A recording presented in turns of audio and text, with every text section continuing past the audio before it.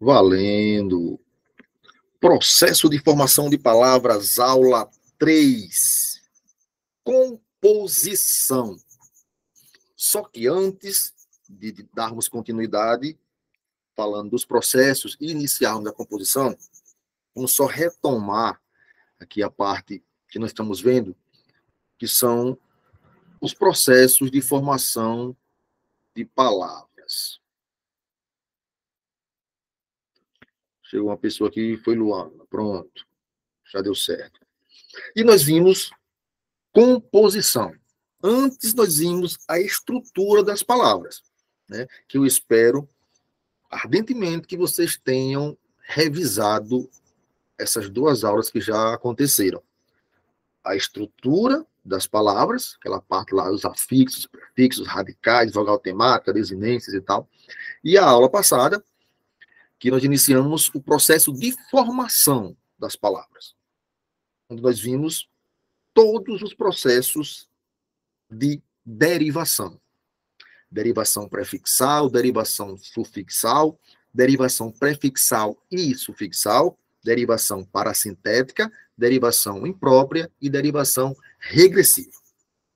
Então, retomando, o processo de derivação se dá pela formação de novas palavras a partir do radical de uma palavra primitiva.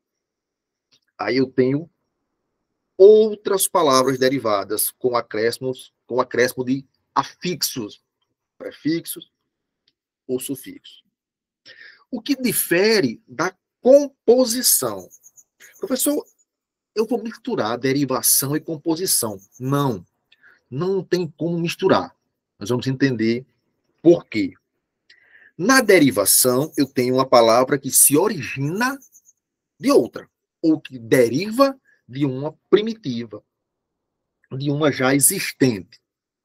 Na composição, isso não acontece. As palavras formadas por composição, seja justaposição ou aglutinação, elas não derivam.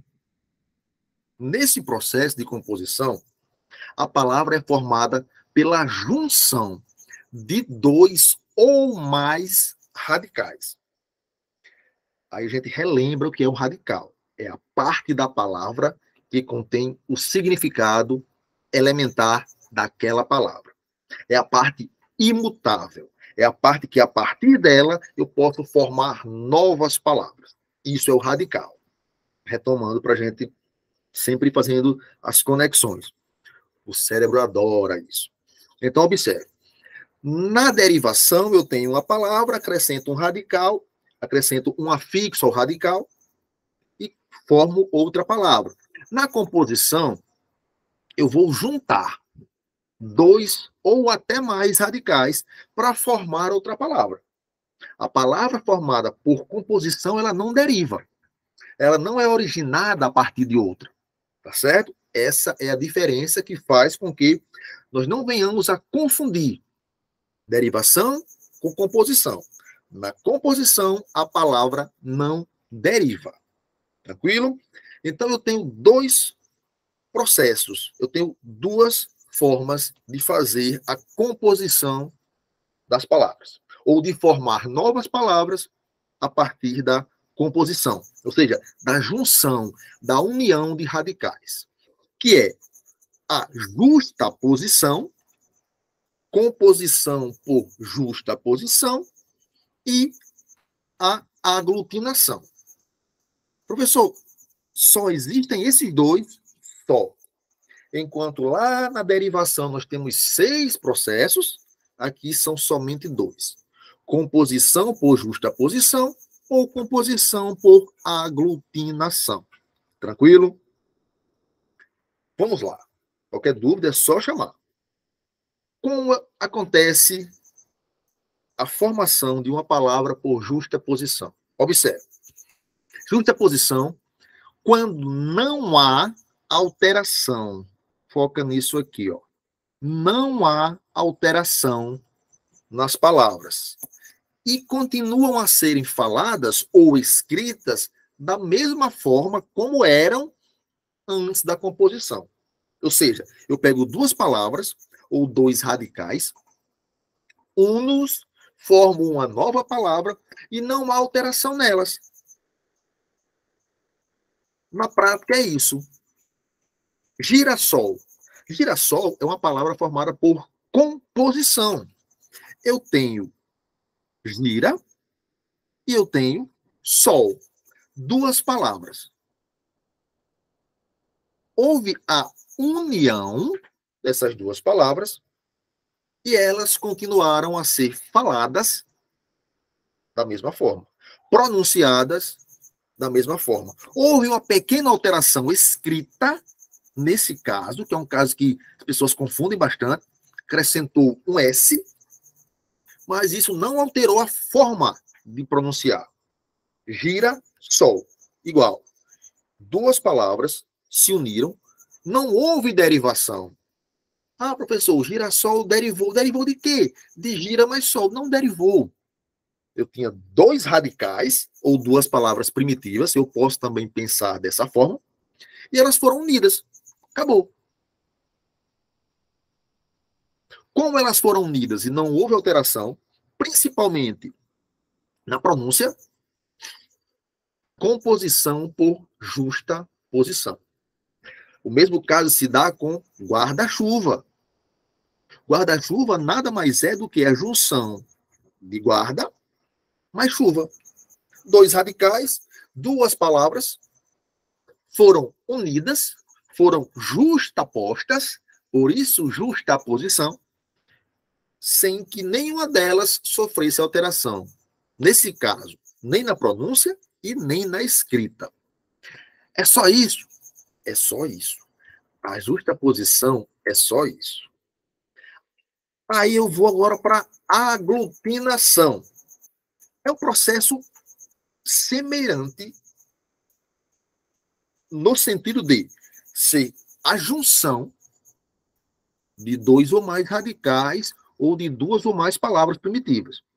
Só que, enquanto lá na composição não existe alteração, aqui na aglutinação as palavras sofrem alteração.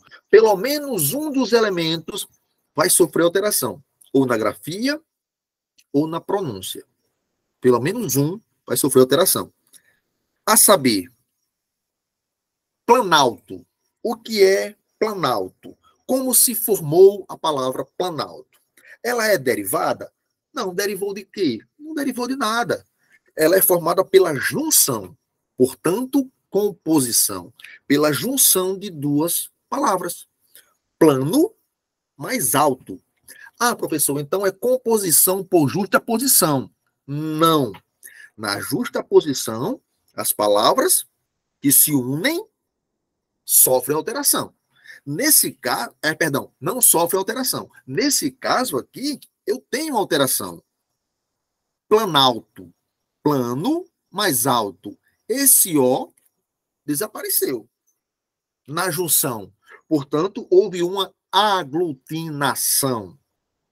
A diferença é só essa, professor? Só essa. A palavra formada por composição, ao se juntar, os elementos não sofrem alteração. A palavra formada por aglutinação, ao se juntarem, pelo menos um deles, um dos elementos que formam a composição, vai sofrer alteração. Outro exemplo, aguardente. É a junção de água mais ardente. E ao se unirem, esse A desapareceu. Sofreu uma aglutinação. Fonseca. O que é Fonseca? É a palavra formada por fonte mais seca. Ela sofreu uma aglutinação. Ficou claro? É muito simples. É muito simples. Na composição, eu vou ter duas palavras ou mais que vão se unir. O primeiro ponto é esse, para formar outra palavra. Nessa união, pode haver alteração ou não. Quando as palavras se unem e não há alteração, composição por justaposição. Elas estão ali ordenadas. justapostas. Quando elas se unem, mas há alguma alteração, aí já houve uma aglutinação. Professor, mas eu posso pensar, eu posso confundir aglutinação com parasintética, já que há essa... Não pode. Porque a parasintética é uma palavra derivada. Há alteração, mas ela é derivada. Na aglutinação, ela não deriva de nada. Certo? Portanto, não pode ser parasintética. É aglutinação. Para saber se vocês estão ligados, a pergunta é essa palavra aqui, ó. Já que eu estou aqui estiloso. A torcida do Mengão é chamada de torcida rubro-negra. É nós. A pergunta é, essa palavra é formada por algum tipo de derivação ou ela é formada por composição? Aí vocês me respondem. Se for por algum tipo de derivação, qual? E se for composição, qual? Quem vai? Rubro-negra. É composição por justaposição. Falou, tá afiado, não? Composição por justaposição. Rubro-negra. Eu não tenho aí uma palavra que derivou de outra. Eu tenho duas palavras que se juntaram e nessa junção não houve alteração, nem na pronúncia, nem na escrita. Portanto, eu tenho uma composição por justa posição. Vou fazer mais uma. Essa palavra aqui, ó.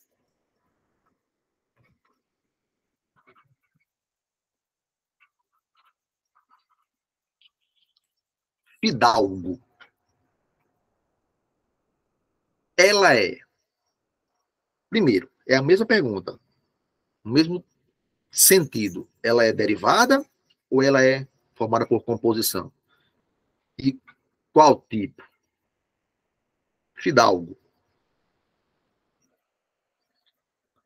Tem um grilo abençoado cantando, que é uma beleza aqui. Não sei se vocês conseguem ouvir aí, mas ele tá com força aqui. Fidalgo, e aí? É derivação ou é composição?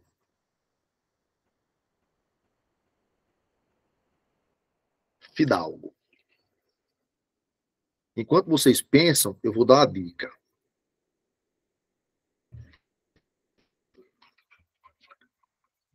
Fidalgo é a junção dessas três palavrinhas. Alguém falou aí? Aglutinação, não? A aglutinação. Fidalgo é a junção da palavra filho, mais de, mais algo. Filho de algo. Fidalgo. Derivou de alguma coisa? Não, derivou. Eu tenho três palavras, elas foram juntas, associadas, só que nesse processo houve alteração. Portanto, eu não posso dizer que essa junção se deu por justa posição, e sim por aglutinação. Tranquilo? Dúvidas? Deu para sacar aí direitinho? Por enquanto. Tranquilão, né? Pronto, então já matamos aqui a derivação. Composição. A composição é bem mais simples. Só são dois processos. Um tem alteração, o outro não tem. Acabou. Não tem com que esquentar a cabeça. Tá certo? Já matamos a derivação, a composição e vamos continuando na peleja aqui. Eu tenho ainda a abreviação ou redução. É também estudado como formação de palavra. É também um dos processos de formação de palavras, tá certo? Derivação, composição, abreviação ou redução. Pode aparecer na sua prova com um desses dois nomes, que nada mais é do que a forma reduzida apresentada por algumas palavras. Por exemplo, alto é uma abreviação ou uma redução, como queiram, da palavra automóvel. Quilo é uma abreviação ou uma redução da palavra quilograma. Ele me deu 1 quilograma de carne, ninguém diz isso. Me deu 1 quilo de carne. Acabou. Moto. Rapaz, minha moto está no conserto. Motocicleta. Abreviou aqui, moto. Tranquilão. Morreu Maria P.A. Então, moto nem é composição, nem é derivação. É abreviação barra redução. Só sossego. Sílimo. Facílimo. Eis que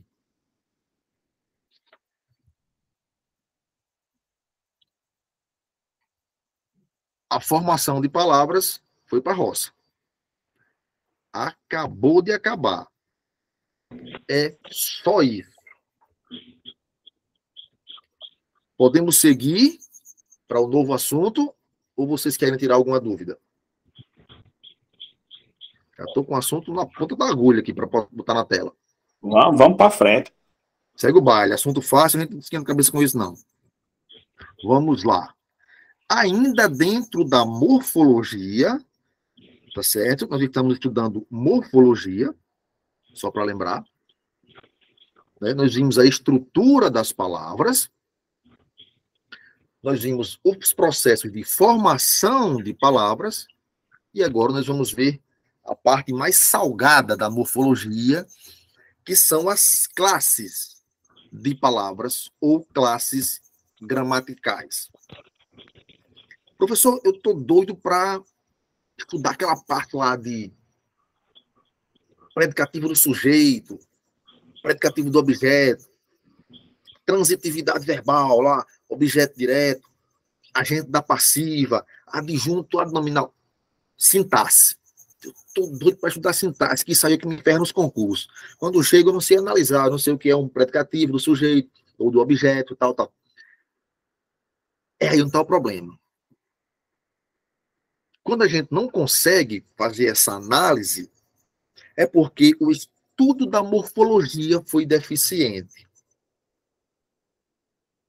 O grande segredo para chegar lá e compreender bem sintaxe, as funções das palavras dentro das orações, é importante, é fundamental, é essencial que se compreenda morfologia, que se compreenda as classes de palavras. Depois nós estudaremos as funções das palavras. Quando o cara não entende bem morfologia, ele vai sentir uma dificuldade absurda em sintaxe. Por quê? Porque, por exemplo, ele tem que saber que um adjetivo, morfologia, classe de palavra que caracteriza o substantivo. Um adjetivo, ele pode exercer duas funções sintáticas. Ele pode ser predicativo do sujeito ou do objeto, e ele pode ser, geralmente, do sujeito, e ele pode ser adjunto adnominal. Acabou. Se eu procuro o adjunto adnominal, ou se eu procuro o predicativo do sujeito e não tenho essa informação, que o predicativo, essa função é exercida por um adjetivo, e eu não sei identificar um adjetivo, eu vou errar a questão. A questão pede que você marque a alternativa que apresenta um predicativo do sujeito.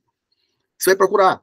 Você vai procurar um adjetivo, que é ele que vai exercer essa função. Vocês entenderam como é importante a relação de morfologia com sintaxe? Ah, eu preciso encontrar aqui o núcleo do sujeito. Sintaxe. Encontrar o núcleo do sujeito. Beleza. Só que eu preciso entender quais palavras podem exercer essa função de núcleo do sujeito. Eu tenho que ir para a raiz. Tenho que ir para a morfologia. Tenho que entender que só pode exercer função de núcleo do sujeito substantivo, pronome ou uma palavra que sofreu substantivação. ou uma palavra substantivada. Nós vimos o conceito de substantivação lá na aula, onde eu falei sobre derivação imprópria. Observe. Se eu não entendo bem a palavra, a morfologia, a classe da palavra, eu vou ter um pouco de dificuldade de encontrar as funções. Portanto, tendo feito essa introdução, vamos iniciar aqui o estudo das classes gramaticais. Certo? Classes de palavras. Uma coisa que vocês, todos nós, estudantes, né, concurseiros, temos que ter em mente é observar uma palavra e automaticamente saber classificá-la.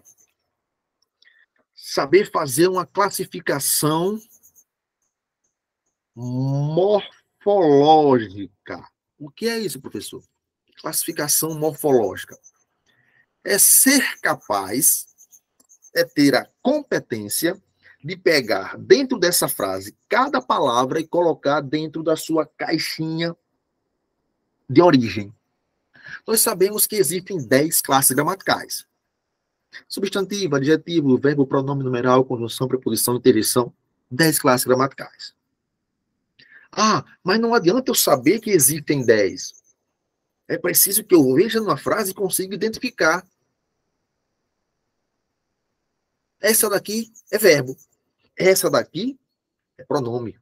Essa daqui é conjunção.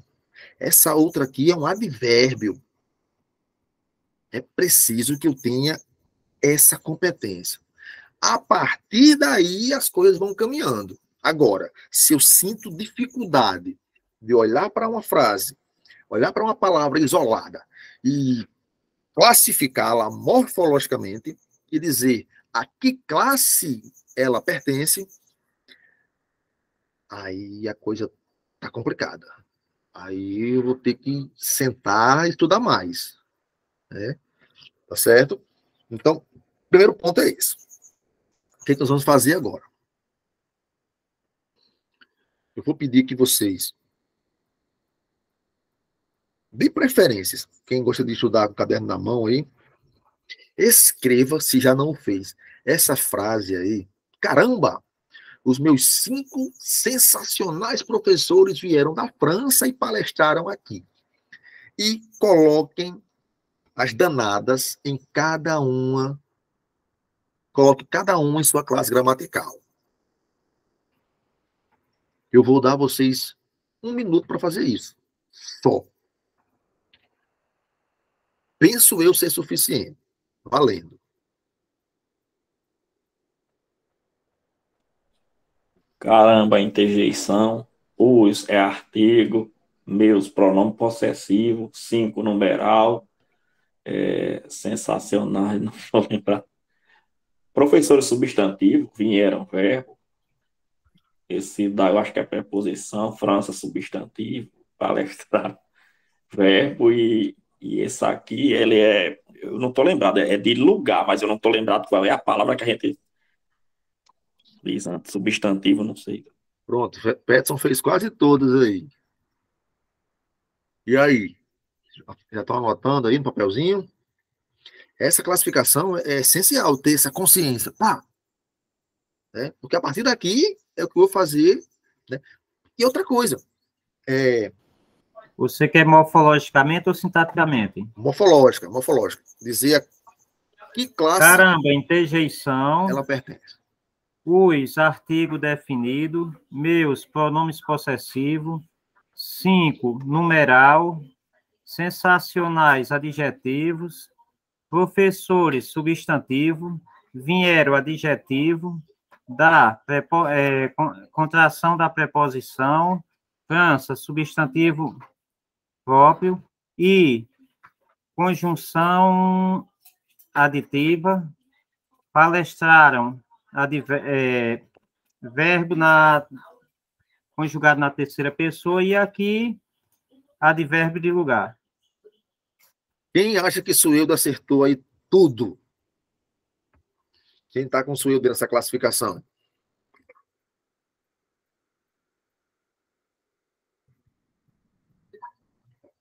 classificação de Sueldo. Eu tô com ele agora, quando tem assim, professores vieram, eu não sei se ele disse que foi verbo, não sei, não tô lembrando. Ele falou que vieram é verbo. Pronto, então tô com ele em tudo. Ok. Tá certinho. Todos concordam? Sim. Perfeito. Sueldo fez aí a classificação morfológica, ou seja, disse a classe de cada palavra. Caramba! Interjeição, susto, admiração, espanto, enfim. Os, artigo, meus, pronome possessivo. Depois vamos até ver, quando formos estudar pronome, que antes de ser possessivo, antes de ser indefinido, antes de ser pessoal, antes de ser interrogativo, o pronome recebe duas classificações. Mas eu não vou adiantar isso para a gente ver só o pronome. Né? Como é? Vai falar, senhor. Substantivo ou adjetivo? E... No caso, meus, ele é adjetivo porque está determinando. Isso. Eu não ia falar, mas o senhor já adiantou. A classificação dos pronomes é pronome substantivo ou pronome adjetivo. Quando o pronome substitui o nome, ele é um pronome substantivo. Quando o pronome acompanha o nome, ele é um pronome adjetivo. Antes de ser esse monte de coisa aí, possessivo, pessoal, interrogativo, indefinido, tal, ele é adjetivo ou substantivo. Nós vamos reforçar isso lá na aula de pronome, tá certo? Então, vai-se embora. 5, numeral, sensacionais, caracterizando professores, adjetivo, professores, substantivo, próprio e tal. Vieram, verbo, da, perfeito, contração da preposição de mais artigo a, França, substantivo próprio, e conjunção aditiva, palestraram mais um verbo, e aqui advérbio de lugar. Perfeita aí a análise do professor Sueldo, concorrente aí de Peterson lá pela vaga de matemática. Se bem que dá para passar os dois tranquilamente, aí sobra vaga. Aí sobra vaga aí. O concurso do Estado. Se Deus quiser, quero ver o meu nome de Peterson e de todo o grupo que está aqui, se Deus quiser. Deus quiser. Vamos arrochar. Então, gente, Deus quiser. tendo essa noção, o resto sai na urina. O resto fica mais fácil. Agora, se qualquer um de vocês aí enganchou e tal, ficou na dúvida, rapaz, essa palavra tal aqui, eu fiquei inseguro, então já é para dar uma olhadinha nessa parte de morfologia com mais cuidado. Que essa bobagemzinha que a gente acha que isso é muito simples, tal, isso é irrelevante. Não é, isso é importantíssimo. Você saber a palavra, porque depois você vai entender qual é a função que ela exerce dentro das orações. Tá certo? Primeira coisa, nós temos que entender, existe uma relação determinante e determinada dentro das palavras que constroem a nossa língua portuguesa. Já sabemos que são 10, né? Substantivo, adjetivo, artigo, numeral, pronome, verbo, advérbio, interjeição, conjunção e preposição. Dentro de uma frase, essas palavras elas se relacionam entre si para que haja a construção de uma frase, depois a construção de frase de oração, depois construção de períodos, construção de parágrafo, construção do texto como um todo, formando assim uma unidade textual. Só que nessa relação que as palavras exercem entre si, umas modificam e outras, consequentemente, são modificadas. Se há quem modifique, há quem estará sendo modificado. Algumas outras vão servir servir de elo entre essas palavras. Umas modificam, outras são modificadas e outras vão servir de ligação entre as palavras. Então, as palavras que modificam são normalmente denominadas determinantes. As palavras que modificam as outras são chamadas, na gramática, de palavras determinantes. E as palavras que são modificadas, elas são chamadas de determinadas. Depois disso, aquelas que nós falamos que são elo, que servem de ligação, são chamadas de conectivos ou conectores. Alguns gramáticos vão chamar de conectores, outros vão chamar de conectivos. E isso não interfere em nada. Só é importante que você saiba que pode haver essa diferença de nomenclatura, mas o significado, no geral, é o mesmo. Certo? Tranquilão? Vamos retomar. Dentro das 10 classes gramaticais, existe uma relação de determinante e determinado. Umas determinam, outras são determinadas, e existem aquelas que estão ali para fazer o meio campo, fazer aquela ligação, para fazer aquela conexão entre as demais palavras. E isso dentro das... Isso com as 10 classes distribuídas dentro, de acordo com as suas funções, dentro de uma oração, dentro de uma palavra. Olha só. Fique ligado. Olha só a hashtag. O substantivo, normalmente, ele é determinado. Existem palavras que determinam o substantivo. Ou seja, ele geralmente é modificado. O que quer dizer determinado? Ele é modificado. O substantivo, normalmente, é modificado por um pronome, por um adjetivo, por um artigo ou por um numeral. A isso, a gente percebe que é o princípio da regra geral de concordância nominal. Assunto lá da frente que nós vamos ver quando estivermos as partes das concordâncias verbal e nominal. Mas o princípio é esse. O que diz a regra geral de concordância nominal? As palavras variáveis, aí eu tenho pronome, adjetivo, artigo e numeral. Essas são as variáveis que se relacionam com o substantivo, se flexionam em gênero e número para com ele concordar. Acabou. Essa é a regra geral de concordância nominal. Se você abriu a gramática agora, é isso que você vai encontrar. Conceito de regra geral de concordância nominal. As palavras variáveis, aí vai ter que vir logo a sua mente. Pronome, adjetivo, artigo e numeral. Que se referem ao substantivo numa oração, vão ter que se flexionar para concordar com ele. Se flexionar em gênero, masculino e feminino, e em número, singular e plural. Então, baseado nisso aqui, eu já tenho o conceito de concordância nominal. Olha só, os nossos 2 livros velhos estão na biblioteca. Observe que o eixo de concordância aqui, que manda nessa frase, é o substantivo, que está no masculino e no plural. E ele é determinado, ele é modificado pelo artigo, pelo pronome, pelo numeral, pelo adjetivo. Professor, e o verbo? O verbo vai ter que estar no plural para concordar com o núcleo do sujeito. É regra. Concordância verbal. É outra história. É outra concordância. Então, observe. Aqui eu tenho os nossos 2 e velhos no masculino e no plural, porque se fosse de outra forma, não existiria concordância.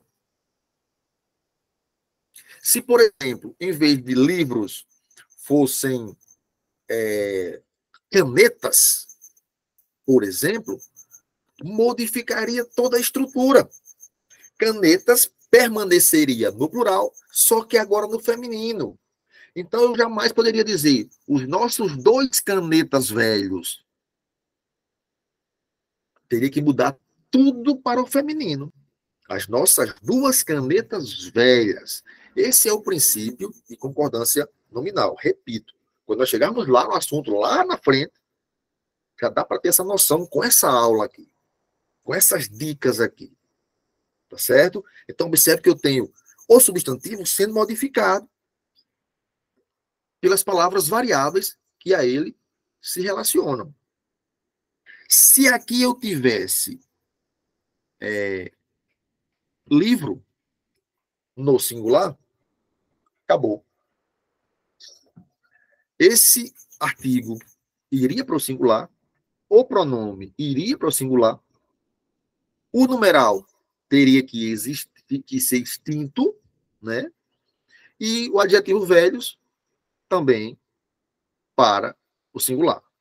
O nosso livro velho, observe que o numeral tinha que sair. O nosso livro velho está, olha só, o verbo teria que ser alterado também.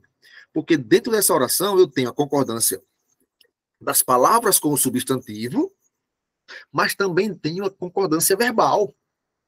Dentro de uma mesma frase existe a concordância verbal e nominal. Observe que nós estamos falando de concordância numa aula sobre classe gramatical. Está tudo relacionado. Se a gente conseguir seguir essa sequência aí de estudo e de raciocínio, vai ficar bem mais fácil lá na frente. Claro que não é assim, vou sair daqui hoje fera em gramática. Também não é assim que funciona. Infelizmente, não é assim. É muita peia. Observe que eu citei o exemplo, o conceito de concordância nominal, não olhar para nada. Está aqui. E o da verbal também. Mas por quê? Porque são anos falando sobre isso. E de tanto insistir, repetir, dando aula em cursos, em escolas, enfim, internalizou o conceito. É o que eu sempre digo, é a repetição.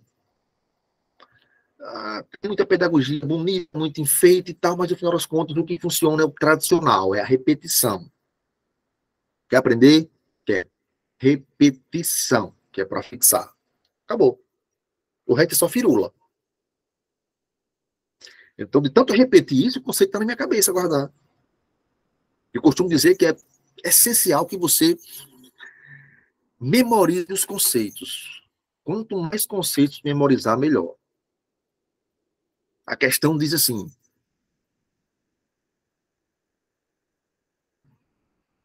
marque a alternativa que apresenta uma oração subordinada, substantiva, completiva nominal.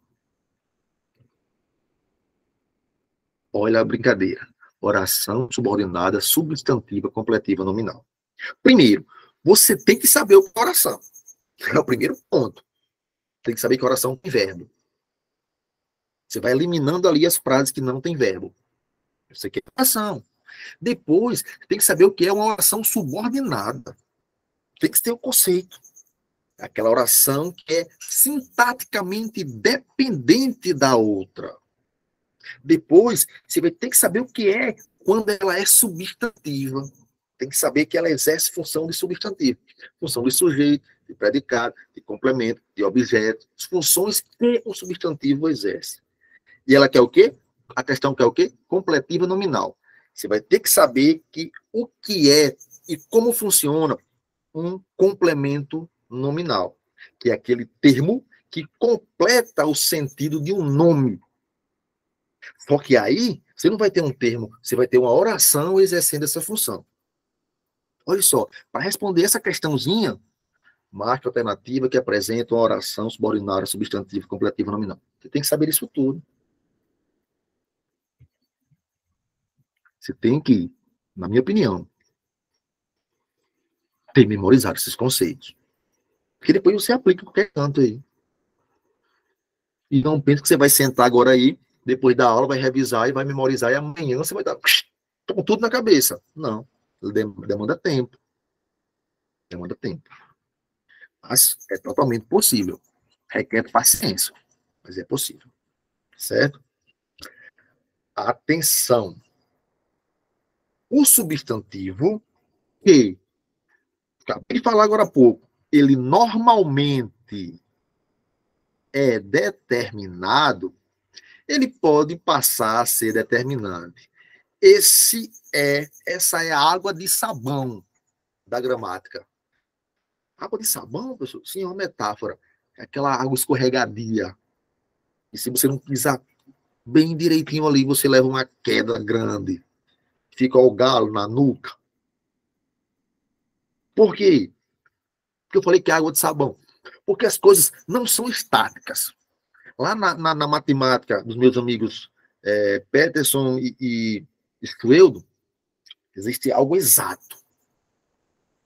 2 mais 2, 4. 2 vezes 4, 8. Acabou. 3 vezes 3, 9. Não vai dar 10 de jeito nenhum. É exato. O que torna o português essa coisa escorregadia, esse pântano de areia movediça, é que não existe essa estaticidade.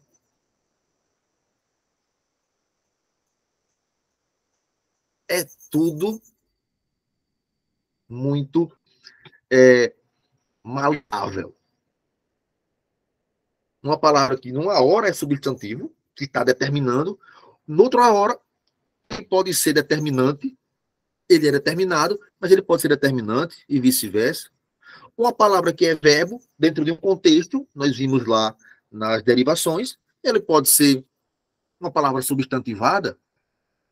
Um substantivo pode passar dentro da oração para a classe dos adjetivos. Um adjetivo pode virar substantivo ou palavra substantivada, ou seja, esse é o grande X da questão. Essa falta de algo sólido na língua, porque ela fica se modificando. Você não pode dizer que o substantivo é sempre determinado. Em alguns momentos, ele pode ser determinante. Aí é onde está o problema, que você não pode memorizar só que ele é determinado. De repente, você pega ali ele determinante e diz, e aí? E agora? O que eu vou fazer da vida? Né? Tem que ter essa consciência.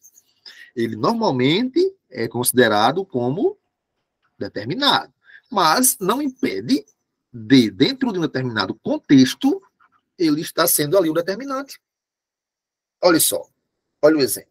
Aquele parece ser o médico Bernardo. Observe, nesse exemplo, o substantivo médico, médico Bernardo, viu? Médico está sendo modificado por outro substantivo. Olha só. Por quem? Por Bernardo. Assim, o substantivo médico aparece como determinado, que é o que geralmente os substantivos são determinados, só que um outro substantivo já não é determinado, já é determinante. Estão entendendo? Eu não posso achar que ele é sempre determinado. Em alguns contextos, por causa dessa flexibilidade da língua, o substantivo pode aparecer como determinante.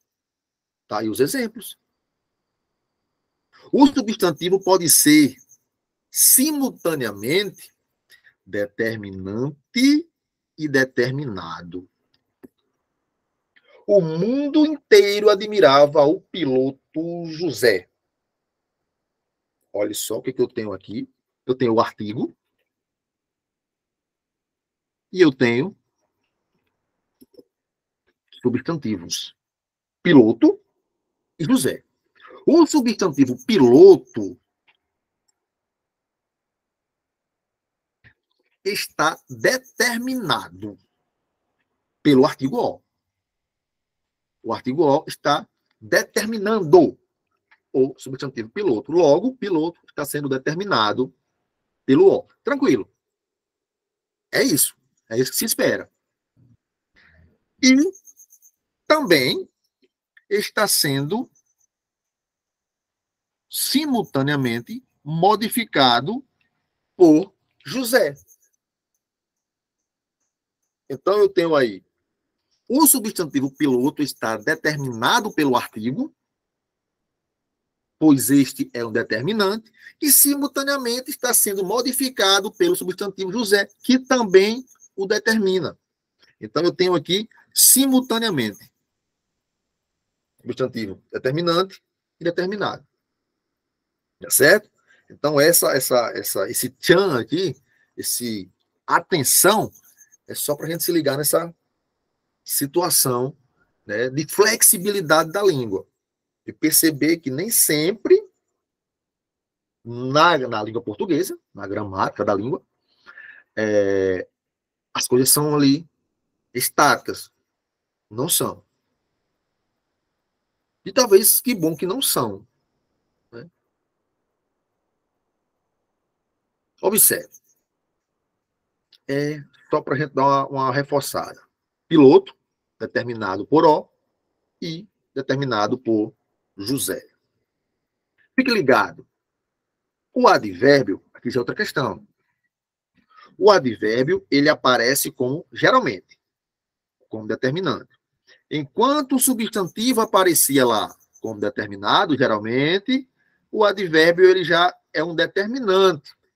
Ele expressa uma circunstância relacionada ao verbo. Só que, aqui é outro detalhe importante. Por isso é interessante que se faça um estudo mais aprofundado das classes gramaticais e se perceba que, na escola, a gente aprende assim, ó, verbo, eu tenho o advérbio, que é a palavra que modifica o verbo. Acabou. Só que o advérbio, ele não modifica só o verbo. Bom seria se fosse, seria menos complicado para nós. Mas ele modifica o verbo, ele modifica o adjetivo, e olhe como ele é ousado. Ele modifica outro advérbio. Então, se alguém ainda tinha na cabeça essa ideia de advérbio relacionado com verbo, não está errado. Não está errado, mas está incompleto. Se você pensar que existe só associação entre advérbio e verbo. O advérbio expressa circunstância relacionada só ao verbo. Aí está incompleto. Tá certo? Não esqueçamos mais. O advérbio ele pode modificar um verbo, um adjetivo ou outro advérbio. Porque ele é desses. Tá certo? Exemplo. Jonas saiu muito bem vestido. Jonas saiu muito bem vestido. O que eu tenho aqui? Eu tenho saiu, verbo. Eu tenho muito, advérbio. Eu tenho bem, advérbio. E eu tenho vestido, adjetivo. Olha só. O advérbio bem está modificando o sentido do adjetivo vestido. Exprimindo uma circunstância de modo. O modo como Jonas saiu. Bem vestido. O advérbio muito, esse garotão aqui, o advérbio muito, está modificando o sentido do advérbio bem, exprimindo uma circunstância de intensidade. Observe. Bem está modificando e sendo modificado. Bem está modificando o adjetivo. O advérbio bem está modificando o adjetivo. E, simultaneamente, ele está sendo modificado por outro advérbio, o advérbio muito, que é um advérbio de intensidade. Olhe que maravilha é a língua portuguesa. Olhe que maravilha é a língua portuguesa. Olhe que riqueza. Você imagina que para construir um texto, a gente nem percebe às vezes, mas a gente passa por todo esse campo morfológico, sintático, semântico e estilístico, que são as partes que compõem a gramática. Isso é de uma riqueza grande, impressionante. A gente às vezes foge das aulas de gramática quando não temos a consciência da importância, porque, primeiro, nós não temos lá no ensino fundamental e médio a maturidade de sabermos o quanto isso é importante para o futuro. O primeiro ponto é isso. O segundo ponto é por não percebermos ou não nos ser passado essa riqueza que é a língua. E esse pensamento de que é possível aprender gramática sem precisar morrer de despedaçado de estudar, desde que se aprenda da forma certa, desde que se faça esse passo a passo que nós estamos tentando fazer aqui neste curso. Desde que se perceba que as palavras elas não são estáticas, elas não são imutáveis. Quando você aprende isso, você começa a ver a gramática com outros olhos e ver que não é nenhum bicho de 7 cabeças. Porque a gente tem aversão à gramática e português é meu carro, português eu não sei, eu não consigo aprender. Primeira coisa, tira da cabeça isso. Qualquer um de nós é capaz de aprender não só português, mas qualquer coisa. Desde que se prontifique a efetivamente fazer isso. Então, o que são os conectivos? Ou os conectores? Existem duas classes que fazem essa função, que são as preposições e as conjunções. Essas benditas são os tais conectivos. Elas têm a missão de ligar termos ou ligar orações. Pedro e Maria estiveram em casa, mas eu não os vi. Alguém falou aí? Não, né? Foi impressão minha. LC, o conectivo I, ele, tanto no português como na matemática, tem um som, ele tem um sentido de adição, né? De adição, show. Você olhar aí, ó, Pedro e Maria, quer dizer, Pedro mais Maria estiveram. Isso, perfeito. E quando você vai olhar em análise combinatória, o conectivo E, ele tem sentido de soma, já o ou de multiplicação. Então, você vê que eles andam de mãos dadas, né? Show de bola. Pedro e Maria. Pedro mais Maria. Perfeito. Conjunção. Conjunção aditiva. Já o ou, quando nós vamos ver as questões das conjunções coordenativas, o ou é, em alguns casos, da ideia de alternância. Ou, ora, mas pode também, em algumas situações, dar ideia de exclusão. Ou isso, ou aquilo. Cecília Meirelles. Lembrou, Adriana, lá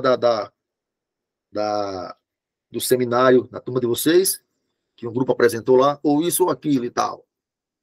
Show de bola. Lembrei agora aqui. Maria e Pedro e Maria estiveram em casa, mas eu não os vi. Conjunção, ligando duas palavras, dois termos. Preposição, ligando aqui mais duas palavras. E a conjunção, ligando essas duas orações. Aqui eu tenho uma oração e aqui eu tenho outra oração. Então, observe. Conjunções e preposições. A conjunção, ela pode ligar duas palavras ou duas orações. A preposição, geralmente, liga duas palavras, dois termos. Essa parte aí de ligar as orações é papel das conjunções. De todo modo, elas são o quê? Elas são as palavras que ligam, que conectam os elementos dentro de uma estrutura frasal. Quando você tem essa clareza de gramática, você, pô, gramática para quê, cara? Gramática para você falar bem. Gramática para você escrever bem. Não só para passar nos concursos da vida. Quando você tem essa noção, fica mais fácil você escrever. Construir orações consistentes. E a partir delas, construir períodos. E a partir dos períodos, construir parágrafos sólidos, consistentes, conscientes, fundamentados, gramática e sintaticamente. Então, gramática não é só para a gente passar a aprender as regras e passar nos concursos. A gramática é para a vida, igual a matemática. É para a vida toda. Nota. São determinantes do substantivo, adjetivo, locução adjetiva, pronome, locuções pronominais, artigos e numerais. Professor, locuções pronominais, locuções adjetivas, locuções substantivas, locuções adverbiais, locuções prepositivas, sim, tem locução para tudo. Toda classe gramatical tem suas respectivas locuções, que nós veremos no decorrer das nossas aulas. Certo? Palavras variáveis ninguém pode esquecer. Substantivo, verbo. Inicialmente. Normalmente, tanto o substantivo como ou quanto o verbo são determinados. O substantivo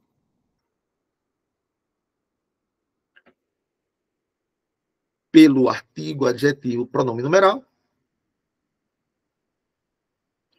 né, que são normalmente determinantes do substantivo, e o verbo pelo advérbio, tá certo? E aqui nós temos as classes que vimos agora, invariáveis. Preposição, conjunção, que são conectivos. Palavras que servem para conectar. Também temos aqui as outras invariáveis, que são os adjetivos e as interjeições. Então, observe, eu tenho 10 classes de palavras, 6 variáveis e 4 invariáveis. A interjeição, ela é isolada na frase. Vocês viram lá aquele caramba, lá do início, caramba, exclamação.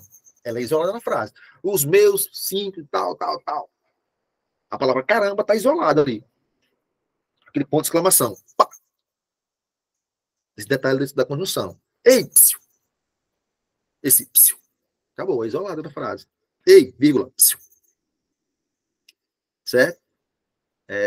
Mais informação aí. E quando vocês forem revisar essa aula, que eu espero, mais uma vez, que vocês revisem, de preferência quando, aliás, hoje, mas se não, quando puderem, né? Mas que revisem, vocês vão observar que eu falo muitas coisas que não estão nos slides.